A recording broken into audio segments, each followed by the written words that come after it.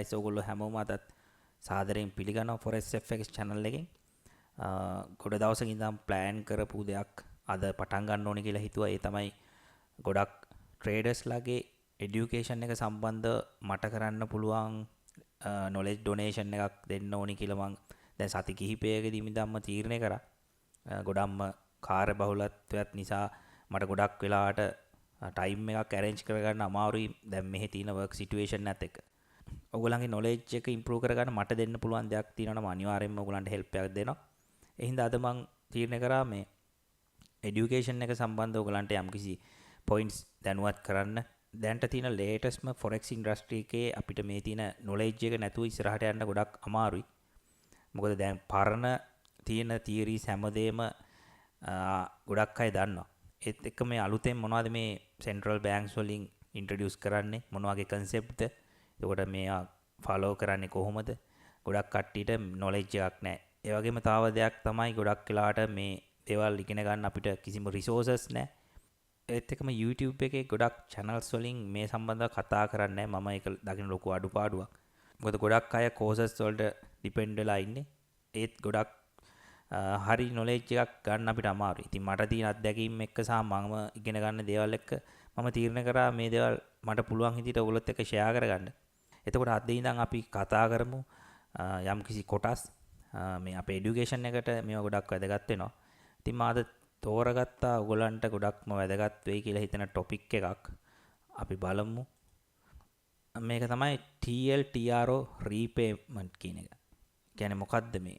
මං හිතනවා ඔයගොල්ලෝ මේක කලින් අහලා තියෙන අය ගොඩක් නැතුව ඇති. මේකෙන් ඉන්ඩිකේට් කරන්නේ මේක අපි ගත්තොත් targeted longer term refinancing operations කියන එක තමයි මේ TLTRO repayment කියන එකෙන් ඉන්ඩිකේට් කරන්නේ.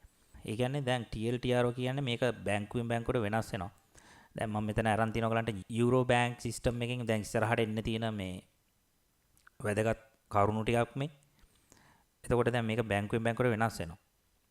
එතකොට මේකෙන් ඉන්ඩිකේට් කරන්නේ ඒ කියන්නේ මූල්‍ය ආයතන ගත්තාම බැංකු සෙන්ට්‍රල් බැංක් එකෙන් ලෝන්ස් ගන්නවා.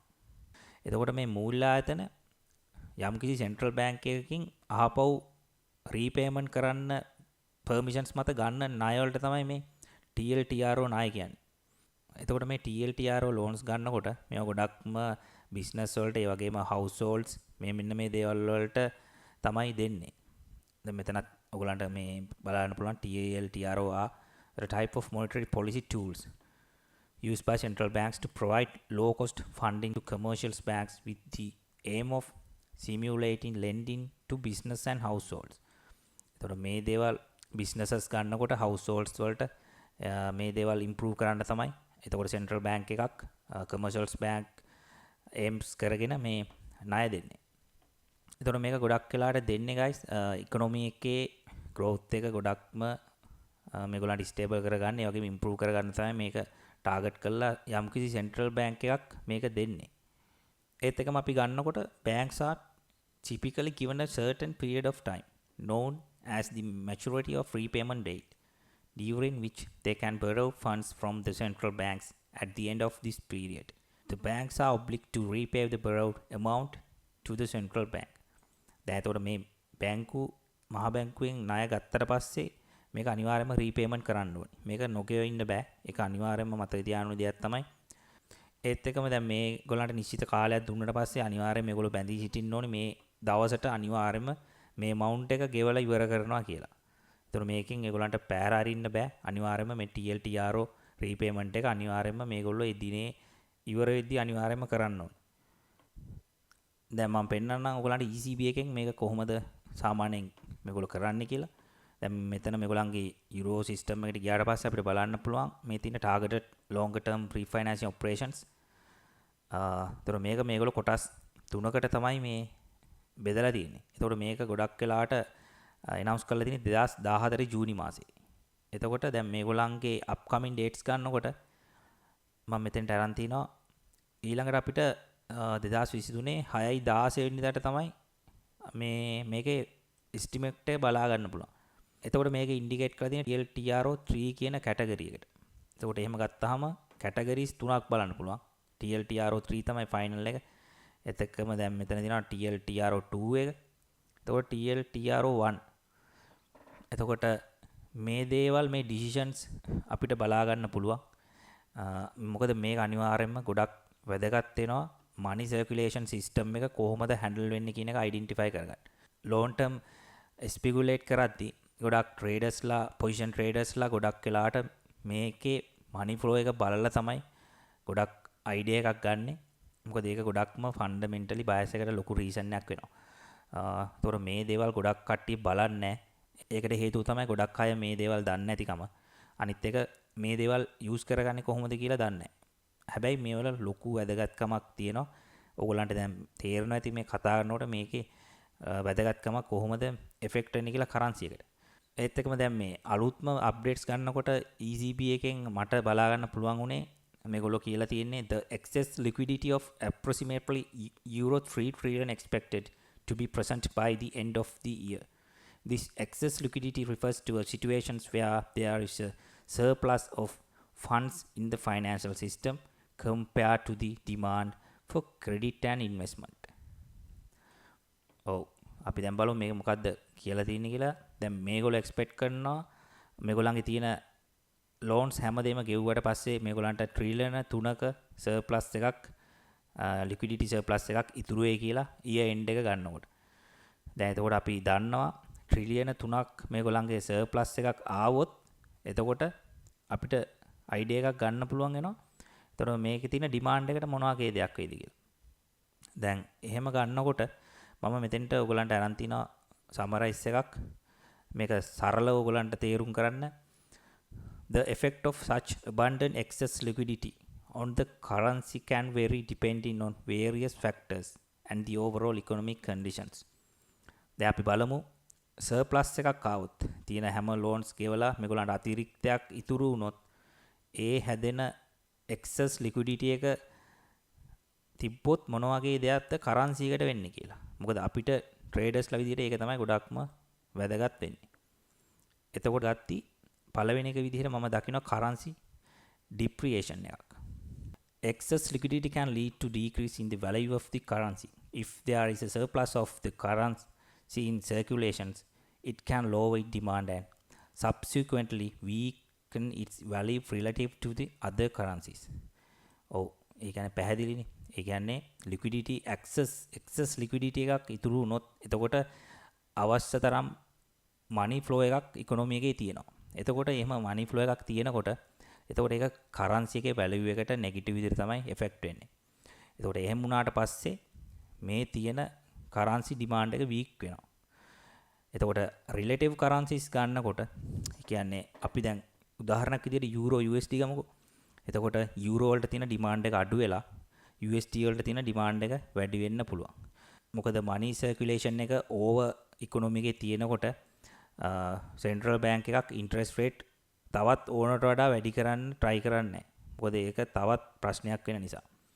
එතකොට මේගොල්ලෝ බලන්නේ rates එක්ක hold කරගෙන cutting circle එකකට වගේ ගිහිල්ලා එතකොට මේක manage කරගන්න. එතකොට excess එකක් තියෙනකොට ඒක අනිවාර්යයෙන්ම currency එකේ value එක අඩු වෙන්න ලොකු reason එකක් වෙනවා.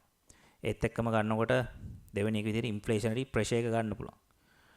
Excess liquidity can contribute to the inflationary pressure if the additional funds find their way into the economy and lead to increased consumer spending and demand. This can erode the purchasing power of the currency and potentially drive up prices. ඔව් දැන් ඒක පැහැදිලිනේ. එතකොට ඕනට වඩා money flow එක වැඩි වුණත් ඒක ප්‍රශ්නයක් වෙනවා economy එකේ. මොකද දැන් එතකොට inflationary pressure එක එන්න වැඩි වෙනවා. දැන් එතකොට central bank එකක් decision එකක් ගන්නකොට ඒගොල්ලෝ ගොඩක් වෙලාවට try කරන්නේ මේක stable තියාගන්න. දැන් අපි Fed එක උදාහරණයක් විදිහට ගන්නකොට දැන් ඒගොල්ලෝ හදන්නේ inflationary pressure එක 2% වලට ගෙනහල්ලා money flow එක ගානට balance කරගන්න. දැන් එතකොට අපි තව අවධානයෙන් ඉන්න ඕන දෙයක් තමයි ඕනට වඩා මේ liquidity එක excess liquidity එකක් ආවොත් ඒක ආවට පස්සේ inflationary pressure එකට ඒක කොහොමද වෙන්නේ කියන එක අපි focus කරන්න ඕනේ. මොකද ඒකත් ගොඩක්ම වැදගත් වෙනවා අපිට trading decisions ගද්දි. ඒ වගේම currency එකේ demand එක long term කොහොමද වෙනස් වෙන්නේ කියන එක measure කරගන්න. ඊළඟ කරුණ විදිහට මම මෙතන මේ ඉන්ඩිකේට් කරලා තියෙනවා speculative activities. The availability of excess liquidity can encourage speculative activities in financial markets, such as carry trades or investment risk assets. This can introduce volatility and fluctuations in currency exchange rates. ඔව්. එතකොට මේ excess liquidity එකක් තියෙනකොට ගොඩක් වෙලාට encouragement එකක් එනවා speculate කරන අයට මේ financial market එකේ. මෙතන carry trades කියලා මේ සරලව කිව්වොත් ඕගොල්ලෝ මතක තියාගන්න මේ position trades වලට තමයි carry trades කියන්නේ. එතකොට position traders ලාට ගොඩක්ම මේක වාසිදායක වෙනවා currency එකේ long term bias එක කොහොමද වෙන්නේ කියලා තීරණය කරන්න. ඒ වගේම financial markets වල වෙන හැසිරීම බලන්න. ඒත් එක්කම volatility එක fluctuations වෙන්නේ කොහොමද? currency exchange rate එකට මේක බලපාන්නේ කොහොමද කියන එක මෙන්න මේ excess liquidity එකෙන් measure කරගන්න idea එකක් එනවා. එතකොට මේගොල්ලන්ට පුළුවන් මේගොල්ලන්ගේ positions long term hold කරන්න. ඒ වගේම investment කරද්දි මොන වගේ sections වලටද invest කරන්න ඕනි කියන එක තවත් බලන්න පුළුවන් වෙනවා මෙන්න මේ excess liquidity වලින්. ඊළඟ කාරණා ඉදිරියට ගත්තොත් monetary policy challenges. ඒතර මේ යටතේ ගන්නකොට excess liquidity poses challenges for central banks in implementing monetary policy effectively. They may need to employ measures to manage and control the liquidity to avoid an adverse impact on the currency and overall economic stability. එතකොට ඒක සරලයිනේ. එතකොට excess liquidity එකක් ආව ගාම මේක central bank එකට අනිවාර්යයෙන්ම ලොකු reason එකක් වෙනවා. මොකද inflationary pressure එකත් වැඩි වෙනවා. money flow එක එන්න වැඩි වෙද්දි මේක ලොකු ප්‍රශ්නයක් වෙනවා මේගොල්ලන්ගේ monetary policy decisions ගන්න. මොකද මේගොල්ලෝ හැම වෙලේම බලන්නේ මේ impact එකෙන් මේ currency එක overall කොහොමද stability එක තියාගන්නේ කියන එක. ඒත් එක්කම ඊළඟ එක විදිහට අපිට ගන්න පුළුවන් investment opportunities. Excess liquidity can also create investment opportunities, particularly for businesses and individuals looking to borrow funds at low interest rates. This can stimulate economic activity and potentially have positive effects on the currency in the long run. එතකොට excess liquidity එකක් ආව ගමන්ම investment opportunities ගොඩක් වැඩි වෙනවා. හිතන්නකෝ දැන් euro area එක ගත්තාම දැන් මේගොල්ලන්ගේ ගොඩක් යූරෝ ඒරියා එකේ රටවල් කීපයක් තියෙනවා. ඒතර මේ රටවල් කිහිපයකදීම එකතු වෙච්ච ඉකොනොමි එකක් තමයි මේගොල්ලන්ගේ තියෙන්නේ. ඒතර මේගොල්ලන්ට මේක එක countries වල තියෙන economic condition එක, ඒ වගේම economic growth එක මේක stable මේගොල්ලන්ට තියාගන්න මෙන්න මේ අනිවාර්යයෙන්ම මේගොල්ලන්ට liquidity surplus එකක් ගොඩක්ම involve වෙනවා. ඒතර ඒකෙන් ගොඩක් investment opportunities එනවා අනිවාර්යයෙන්ම. මොකද interest rate එක අඩුවෙන් ඒගොල්ලන්ට loans දෙන්න පුළුවන් මේගොල්ලන්ට හොඳ surplus liquidity එකක් තියෙද්දි. එතකොට ඒකෙන් economy එක ගොඩක් growth වෙනවා. ඒ වගේම අපි තව දෙයක් මතක තියාගන්න ඕනේ. මේක ගොඩක් stocks වලට හොඳ positive වුණත් සමහර වෙලාවට මේ currency වලට negative විදිහට තමයි effect වෙන්නේ. මොකද අපි මේවා බලද්දි මේවා overall compare කරන්න ඕනේ. මේවා කොහොමද එක එක sections වලට වෙනස් වෙන්නේ කියන එක. එතකොට guys අනිවාර්යයෙන්ම දැන් ඔයගොල්ලන්ට පැහැදිලි වෙනවා මේ TLTRO කියන repayment option එක කොහොමද effect වෙන්නේ කියලා economy එක සහ currencies වලට. දැන් එතකොට අපි මේකෙන් මම දැන් ඔයගොල්ලන්ට මෙතන indicate කරා මේකෙන් surplus එකක් ආවොත් currency එකට වෙන්නේ කොහොමද කියලා. එතකොට මේ liquidity එක reduce වුණොත් අපි මතක තියාගන්න ඕනේ ඒකෙන් වෙන effect එක currency එකට මොන වගේද කියන එක. එතකොට ඔයගොල්ලන්ට හොඳ idea එකක් අද ගන්න පුළුවන් වුණා කියලා මම හිතනවා. එතකොට ඔයගොල්ලන්ට තේරෙනවා මේක ගොඩක්ම වැදගත් කියලා money circulation එක measure කරන්න central bank use කරන tool එකක් විදිහට මම මේක අද ඔයගොල්ලන්ට කියලා දෙන්න ඕනි කියලා හිතුවේ. මේක ගොඩක් කට්ටිය බලන්නේ. ඒ වගේම මේක ගොඩක්ම important වෙනවා. දැන් ඉස්සරහට අපිට එන්න තියෙනවා අනිවාර්යයෙන්ම 6 වෙනි මාසේ මේගොල්ලන්ගේ අලුත්ම update report එක. එතකොට මේ reports උත් අපි analyze කරාට පස්සේ අපිට හොඳ idea එකක් ගන්න පුළුවන් වෙනවා euro feature chart එක කොහොමද perform වෙන්නේ කියලා. එතකොට අපි ගිය සතියේ කතා කරා ගොඩක් euro demand එක අඩු වෙන්න reason. මොකද මම ගොඩක් focus කරා euro bearish movement එකකින් ඉන්නේ. එතකොට මේගොල්ලන්ගේ interest rate මේගොල්ලෝ hike කරනවා කියනවා මේ සමයකින් පස්සේ අපි බලමු මේක කොහොමද effect වෙන්නේ කියලා. මොකද හේතුව දැන් අපිට බලන්න මේ වීක් එකේ ගොඩක්ම මේන් පොයින්ට්ස් තියෙනවා. මම මාකට් අප්ඩේට් එකට කලින් මේක ඔයගලන්ට දැම්මේ මේක ගොඩක්ම වැදගත් මේක බලලා අයිඩියා එකක් අරන් තියාගන්න. මොකද මේ දැන් එතකොට ඔයගලන්ට මාකට් අප්ඩේට් නිවුස් එකක් හරි මොනවා හරි ආවොත් මේ TLTR එක ගැන එතකොට ඔයගලන්ට හොඳ නොලෙජ් එකක් තියෙනවා මේකේ සර්ප්ලස් එකක් ආවොත් මොන වගේ හැසිරීමක්ද කරන්සි එකට වෙන්නේ කියන එක. එතකොට අපි බලමු මේ දත්තත් එක්ක යූරෝ මම එක්ස්පෙක්ට් කරනවා මේ ටාගට් ලෙවල් එකට මේ මාස ටිකේ ඩ්‍රොප් වෙන්න පොසිබිලිටි එකක් තියෙනවා. මොකද දැන් මේගොල්ලන්ගේ මනි සර්ප්ලස් එකකුත් මේගොල්ලෝ එක්ස්පෙක්ට් කරන නිසා අපි බලමු ට්‍රෙන්ඩ් එක කොහොමද ඉස්සරහට චේන්ජ් වෙන්නේ කියන එක. හෙට මාකට් අප්ඩේට් එකෙන් අපි කතා කරමු guys මේ දේවල් එක්ක කොහොමද අපේ ට්‍රෙන්ඩ් බයස් එකක් හදාගන්නේ කියන එක. එහෙනම් අපි ඊළඟ සතියේත් এডুকেෂන් සීරීස් එකකින් හම්බෙමු. මම හිතනවා මේක ගොඩක් ඔයගලන්ට යූස්ෆුල් වෙයි කියලා. මේක ඔයගලන්ට වැදගත් වෙයි කියලා හිතනවා නම් ඔයගොල්ලෝ දන්න අයටත් මේක ෂෙයා කරලා ඒගොල්ලන්ගේ නොලෙජ් එකටත් මේක වැඩි කරගන්න හෙල්ප් කරන්න. හරි මම ඊළඟ සතියේත් ඔයගලන්ට এডুকেෂන්ස් වීඩියෝ එකකින් හම්බෙන්නම්. මට ටයිම් තියෙන හැම වෙලාවකදී මම වැදගත් පොයින්ට්ස් ඔයගලන්ට අරන් එනවා මේ channel එකෙන්. ඔයගොල්ලෝ හැමෝටම good luck. මම Forex FX channel එකෙන් ලක්ෂිත.